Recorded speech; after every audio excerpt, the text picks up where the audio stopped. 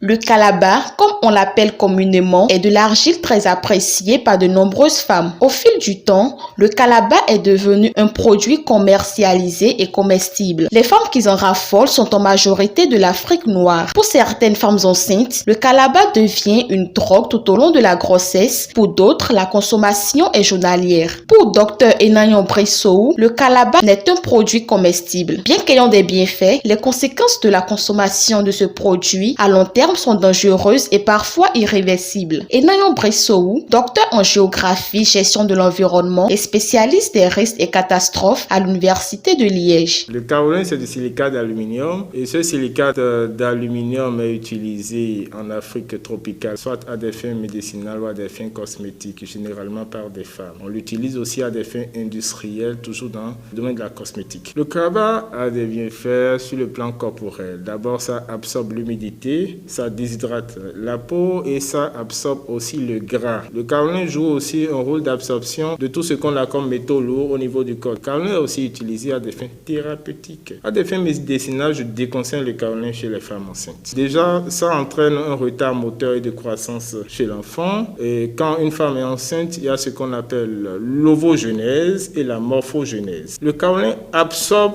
tout ce qu'il retrouve sur son passage, que ça soit humide ou que ça soit donc sous forme lipide. Donc, quel rôle joue le kaolin dans le cas d'espèce? Les nutriments indispensables au nouveau-né ou au fœtus, bien sûr, lors de sa morphogenèse, sont absorbés par le kaolin. Ça conduit parfois à la mort du fœtus. Un enfant qui va naître, qui reçoit déjà des coups au niveau du cerveau, qui a déjà des déficits, de problèmes au niveau des organes vitaux. Ce produit, au-delà des risques qu'on vient de citer, peut conduire au cancer, du cancer du sang, le cancer du foie. Et quand le foie est attaqué, c'est que votre système immunitaire de défense naturelle est attaqué. Les polynucléaires, les macrophages qui doivent capter, internaliser, digérer, dégrader les molécules étrangères sont perturbés. Et donc, du coup, les soldats de l'organisme sont perturbés.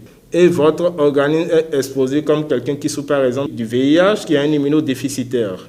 On dit souvent, l'essai en toute chose nuit. Il faudra limiter la consommation parce que vous allez perdre du poids si vous consommez régulièrement du kaolin. Mais le risque le plus élevé, c'est le risque rénal. Quand vous consommez au quotidien, c'est de l'intoxication chronique. Les conséquences sont à l'avenir, mais pas dans le présent. Et plus tard, c'est la mort.